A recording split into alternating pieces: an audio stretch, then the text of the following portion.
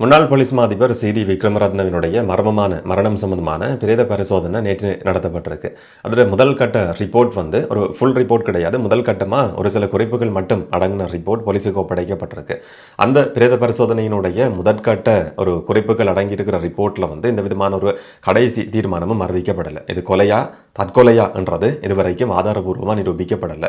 துப்பாக்கிச்சூடு காரணமாக அவர் உயிரிழந்திருக்கிறார், இல்லாட்டி அதிகமான இரத்தப்போக்கு தான் அதுக்கான காரணம் என்றது பிரேத பரிசோதனை அந்த சில குறிப்புகளில் குறிப்பிடப்பட்டிருக்கு. ஆனால் கொலையா தற்கொலையான்றது இதுவரைக்கும் உறுதி செய்யப்படலை. அடுத்தது அரச ரசாயன பகுப்பாய்வு. அரச ரசாயன பகுப்பாய்வுக்கும் அவருடைய உடல் சம்பந்தமான சில மாதிரிகள் அனுப்பி வைக்கப்பட்டிருக்கு. இன்னும் எவ்வளவு காலமாகும் என்றது நமக்கு தெரியாது. அவர் பயன்படுத்தினதா சொல்லப்படுற இல்லாட்டி அந்த மரணத்துக்கு காரணமானது என்று சொல்லி நம்பப்படுற கைத்துப்பாக்கி அதுவும் ரசாயன பகுப்பாய்வுக்கு அனுப்பி வைக்கப்பட்டிருக்கின்றதும் இன்றைக்கு உறுதி செய்யப்பட்டிருக்கு. இந்த மர்மமான மரணம் சம்பந்தமாக இதுவரைக்கும் 10 பேரிட்ட சாட்சியங்கள் பதிவு செய்யப்பட்டிருக்கு. குறிப்பாக அவருடைய மனைவி, குடும்பத்தை சேர்ந்தவர்கள் உட்பட பாதுகாப்பு உத்தியோகத்தர்கள் 3 பேர் உட்பட 10 பேரிட்ட வாக்குமூலம் பதிவு செய்யப்பட்டிருக்கு.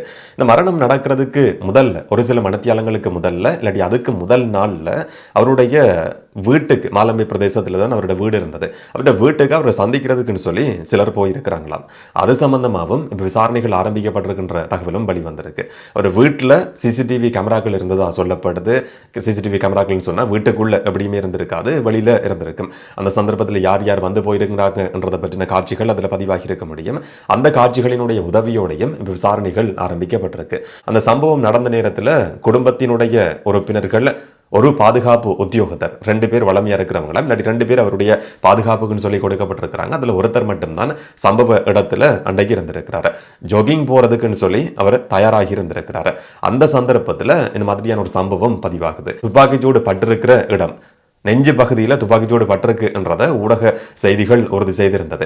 தற்கொலை செய்கிற ஒரு நபர் எப்படி நெஞ்சு பகுதியில் சுட்டிருக்க முடியும் என்ற மாதிரி ஒரு கேள்வி எல்லாருக்குமே இயல்பாக ஏற்படும். ஜாகிங் போகிறதுக்கு அன்னைக்கு ரெடியாக இருந்திருக்கிறாரு. தற்கொலை செய்கிற மனநிலையில் இருந்திருப்பாரா இருந்தால் எதுக்காக உடற்பயிற்சி செய்கிறதுக்கு வரைக்கும் அதுக்கு காலையில் தயாராகி இருந்தார் என்ற மாதிரியும் இன்னும் ஒரு கேள்வியையும் கூட எழுப்ப முடியும். இதெல்லாம் சந்தேகங்கள், ஊகங்கள் என்ற அடிப்படையில் பொது வழியில் சில நேரங்களில் இயல்பா எல்லாருக்குமே ஏற்படுற கேள்விகள். ஆனால் அதை ஒரு கட்டுக்கதையாக சொல்றது இந்த நேரத்தில் பொருத்தமானதாக இருக்காது.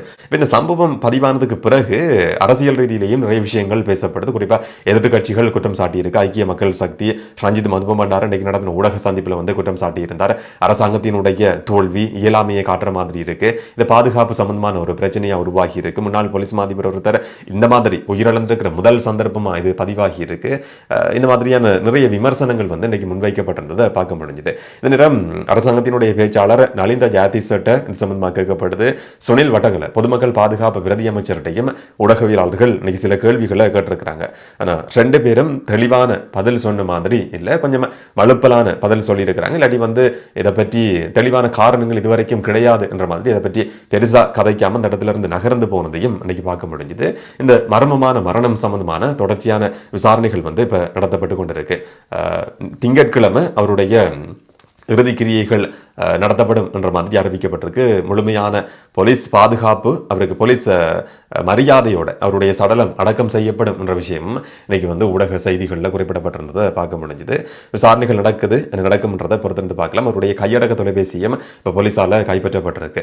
கடைசி நேரத்தில் யார் யாரோட கதைச்சிருக்கிறார், அதுக்கு முதல்ல ஏதாவது சர்ச்சையான தொலைபேசி உரையாடல்கள் மெசேஜ் ஏதாவது கிடைச்சிருக்கா என்றதை பற்றி கண்டுபிடிக்க முடியும். ஆனால் கபில சந்திரசேனோட போன் கண்டுபிடிக்கப்பட்டு இன்றைக்கு வரைக்கும் அதை அன்லாக் பண்ண முடியாமல் இருக்கு. இவருடைய போனும் சில நேரங்களில் ஐபோனா இருக்க முடியும், அப்படியான ஒரு தொலைபேசியா இருக்க முடியும். என்ன நடக்கும் என்றதை நாங்கள் பொறுத்திருந்து பார்க்கலாம். விசாரணைகள் நடந்து கொண்டு இருக்கு. அடுத்த சம்பவம், ஒரு போலீஸ் அதிகாரியினுடைய கண்டி பல்லைகல பிரதேசத்தில் இருக்கிற வீட்டில் சோதனை நடத்தப்பட்டிருக்கு. கண்டி போலீஸுக்கு கிடைச்ச தகவலுக்கு அமைய அவர் தங்கியிருந்த வீட்டில் ஒரு சோதனை நடந்த நேரத்தில் ஒரு வாளும் 3 கைக்குண்டுகளும் கண்டுபிடிக்கப்பட்டிருக்கு. அவர் யாழ்ப்பாணம் காங்கேசன்துறை போலீஸ் பிரிவில் ஏஎஸ்பியா இருக்கிறவராம், உதவி போலீஸ் அத்தியட்சகர் என்ற பதவியில் இருக்கிற ஒரு நபராம். இதுவரைக்கும் அவர் கைது செய்யப்படலை. அவருடைய மனைவி தான் போலீஸுக்கு தகவல் கொடுத்திருக்கிறாங்கன்னு சொல்லி செய்திகள் குறிப்பிட்டது. அலமாரிக்குள்ள வாளும் கைக்குண்டுகளும் இருந்திருக்கு. அதை பார்த்ததுக்கு பிறகு அவங்க போலீஸுக்கு ஃபோன் பண்ணி சொல்லியிருக்கிறாங்க. போலீஸ் வந்து அதை கைப்பற்றி இருக்கு. அதுக்கு பிறகு இது சம்பந்தமான விசாரணைகள் நடக்குது. ஆனாலும் அந்த ஏஎஸ்பி இதுவரைக்கும் கைது செய்யப்படலை. யாழ்ப்பாணம் போலீஸ் பிரிவில் வந்து யாழ்ப்பாணம் காங்கேசன்துறை போலீஸ் பிரிவில் வேலை செய்கிற ஒரு நபர் என்ற மாதிரியான செய்திகளும் வெளிவந்திருக்கு. அந்த கைக்குண்டுகள் எந்த அடிப்படையில் அவருடைய வீட்டுக்கு கொண்டு வரப்பட்டது, அதுக்கு பின்னால் இருக்கிற உள்நோக்கம் என்னன்றதை பற்றின விசாரணைகளும் நடக்குது. அவர் கைது செய்யப்படுவாரா இல்லையான்றதை நாங்கள் பொறுத்திருந்து பார்க்கலாம். நேற்று நடந்த ஒரு முக்கியமான வழக்கு விசாரணை. இதுக்கு முதல்ல கைது செய்யப்பட்டிருந்த சரித் அபேசிங்க, அதே மாதிரி ரகித ராஜபக்ச, அருண சதுரங்கன்னு சொல்லப்படுற 3 பேர் கைது செய்யப்பட்டிருந்தவங்க. ஹரக்கட் இல்லாட்டி நதுன் சிந்தக்க குடும்பத்திட்ட இருந்து அவருடைய மனைவி மதுஷிகா மதுவந்திட்ட இருந்து 12 கோடி ரூபாய் லஞ்சம் பெற்றுக்கொண்ட சம்பவம் சம்பந்தமாக இந்த கைது நடந்தது. அதை பற்றின வழக்கு விசாரணை கொழும்பு பிரதம நீதவான் நீதிமன்றத்தில் நேற்று நடத்தப்பட்டிருந்தது. அந்த வழக்கு விசாரணையில் இன்னும் சில புதிய தகவல்கள் வெளிவந்திருக்கு. அதுலேயும் குறிப்பாக சியபுக் லஞ்ச ஊழல் விசாரணை ஆணைக்குழு வந்து விசாரணையினுடைய முன்னேற்றம் சம்பந்தமான ஒரு பொது அறிக்கையை நீதிமன்றத்தில் சமர்ப்பிச்சிருந்தது. இந்த ரிப்போர்ட்டுக்கு அமைய ஒரு பிக்கு சம்பந்தமான தகவல் தெரிய வந்திருக்கு. இந்த அரசியல்வாதிகள், இந்த சட்டத்தரணிகள், விஜயதாச ராஜபக்சோட மகன் மட்டும் கிடையாது, ஒரு பிக்குவும் வந்து இதோட சம்பந்தப்பட்டிருக்கிறாராம். அந்த பிக்கு சம்பந்தப்பட்டு இந்த 12 கோடி ரூபாய் பணத்துல இருந்தும் உயர் போலீஸ் அதிகாரிகள் சிலருக்கு பணம் கொடுக்கப்பட்டிருக்கு என்ற மாதிரியும் தகவல் தெரிய வந்திருக்குன்னு சொல்லி லஞ்ச ஊழல் விசாரணை ஆணைக்குழு நேற்று அறிவிச்சிருந்தது. அந்த பிக்கு யாருன்றது இப்ப கண்டுபிடிக்கப்பட்டிருக்கு. இதோட எந்த அடிப்படையில் அவர் தொடர்பு பட்டிருக்கிறார் என்று சொல்லி உறுதி செய்யப்பட்டதுக்கு பிறகு, ஆதாரபூர்வமாக உறுதி செய்ய பட்டதுக்கு பிறகு நீதிமன்றத்தில் அடுத்த வழக்கு விசாரணையில் அதை பற்றின தகவல்கள் தெரிய வரும் சொல்லி நாங்கள் எதிர்பார்க்கலாம். இதையும் லஞ்ச ஊழல் விசாரணை ஆணைக்குழு வந்து நேற்றைய வழக்கு விசாரணையில் நீதிமன்றத்தில் குறிப்பிட்டிருந்தது. இதை தவிர இந்த சர்ச்சைக்குரிய சம்பவங்கள் நடந்த காலகட்டத்தில் சரித் அபேசிங்க அந்த மாதிரி மற்ற 2 பேர், இந்த மொத்தம் 3 பேரும் இந்தியாவில் தான் இருந்திருக்கிறாங்க. ஹேபி என்று சொல்லப்படுற ஒரு நபர் வந்து சாட்சியம் கொடுத்திருந்தவர். ஹேபியினுடைய சாட்சியத்துக்கு அமைய சரித் அபேசிங்க எல்லாருமே ஃபோனில் கதைச்ச சந்தர்ப்பத்தில் இந்தியாவில் அவங்க இருந்திருக்கிறாங்களாம். 2023 மார்ச் மாத காலகட்டத்தில் இந்த 3 பேரும் இந்தியாவுக்கு போயிருக்கிறாங்க. அங்கிருந்து கதைக்கும் போது சரித் அபேசிங்க சொல்லியிருக்கிறார், மற்ற 2 பேரும் என்னோட தான் இருக்கிறாங்கன்னு சொல்லி. ஹேபி சொன்ன வாக்கு மூலம் உண்மையானது, அவர் குறிப்பிட்டிருந்த தகவல்கள் எல்லாமே உண்மையானது என்றது 2 பேருடைய தொலைபேசி அறிக்கைகளையும் பெற்றுக்கொண்டு ஆதாரபூர்வமாக இப்ப உறுதி செய்யப்பட்டிருக்குன்னு சொல்லியும் லஞ்ச ஊழல் விசாரணை ஆணைக்குழு வந்து நேற்று நீதிமன்றத்தில் குறிப்பிட்டிருந்தது. இதை தவிர இந்த சம்பவத்தோட சம்பந்தப்பட்டிருக்கிற இதுல ஏற்கனவே வந்து ஒரு சந்தேக நபராகவும் இருக்கிற நபர் ஹரக்கட்டாவினுடைய மனைவி மதுஷிகா மதுவந்தி நிதி தூய்தாக்கல் குற்றச்சாட்டை எதிர்நோக்கி இருக்கிற ஒரு நபர். அவருடைய முறைப்பாடு அடிய அவர் கொடுத்திருக்கிற தகவல்கள் இதில் முக்கியமானது. அவர் வந்து ஒரு வீடியோவை ரெக்கார்ட் பண்ணி லஞ்ச ஊழல் விசாரணை ஆணைக்குழுவுக்கு அனுப்பி வச்சிருக்கிறாராம். இந்த மாதிரியான சம்பவங்கள் நடந்தது, எப்படி இந்த கொடுக்கல் வாங்கல் நடந்தது என்றதை பற்றின பல விஷயங்கள் அந்த வீடியோவில் வந்து வெளிப்படுத்தப்பட்டிருக்காம ஒரு சீடியில் போட்டு அது லஞ்ச ஊழல் விசாரணை ஆணைக்குழுவுக்கு ஒப்படைக்கப்பட்டிருக்கு.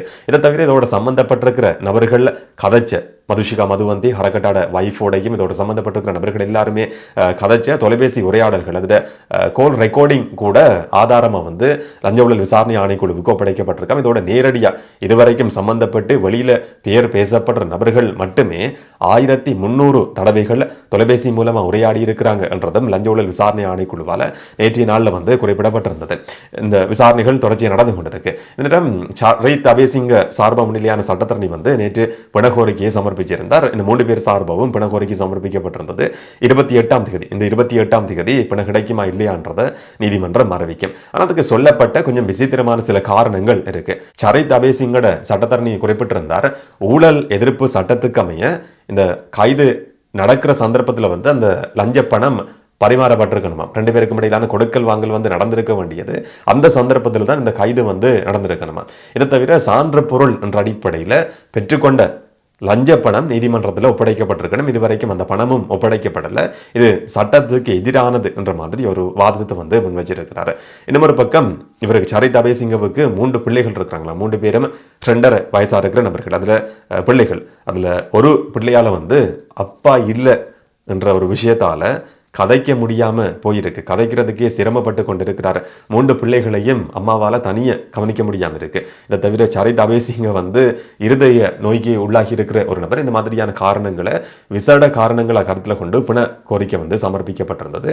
28ஆம் தேதி எப்படியான உத்தரவு பிறப்பிக்கப்படும்ன்றதை நாங்கள் பொறுத்திருந்து பார்க்கலாம். ரகித ராஜபக்ச இல்லாட்டி விஜயதாச ராஜபக்சோட சட்டத்தரணியும் வந்து பிணை கோரிக்கையை சமர்ப்பிச்சிருந்தவர். ரகித ராஜபக்ச மூச்சு விடுறதுக்கே கஷ்டப்படுற ஒரு நபராம். ஆக்சிஜன் வந்து குறைவாக இருக்குமாம் சில நேரங்களில். நல்ல சிறையில் தடுத்து வைக்கப்பட்டிருக்கிற நேரத்தில் வந்து அவர் வளமையாக பயன்படுத்துகிற ஒரு உயிரை பாதுகாக்கிறதுக்குன்னு சொல்லி பயன்படுத்துகிற ஒரு கருவியை பயன்படுத்த முடியாமல் இருக்கும். இதை விசேட காரணமாக கருத்தில் கொண்டு அவருக்கு பிணை கொடுக்கப்படணும்னு சொல்லி கோரப்பட்டிருந்தது. இன்னும் ஒரு விஷயம் என்னன்னு சொன்னால், சிறைக்குள்ள வந்து அவருக்கு பாதுகாப்பு கிடையாது என்ற மாதிரியும் ஒரு விஷயம் சொல்லப்பட்டிருந்தது. இந்த மாதிரியான வாதங்களை வந்து இவர்களுடைய சட்டத்தரணிகள் முன் வச்சிருக்கிறாங்க. ஜூலை இந்த மாதம் 28ஆம் தேதி பிணை கிடைக்குமா இல்லையான்றதை நாங்கள் பொறுத்திருந்து பார்க்கலாம். இன்னும் எப்படியான தகவல்கள் இந்த சம்பவத்தில் வெளிவரப் போகுதுன்றதான் இன்னும் ஒரு முக்கியமான கேள்வி. என்ன நடக்கும்ன்றதை பொறுத்திருந்து பார்க்கலாம். இதை பற்றி நீங்கள் என்ன நினைக்கிறீங்கன்றதை கமெண்ட்டை சொல்லுங்கள். நாளைக்கு நாங்கள் இன்னும் ஒரு வீடியோவில் சந்திக்கலாம். வணக்கம்.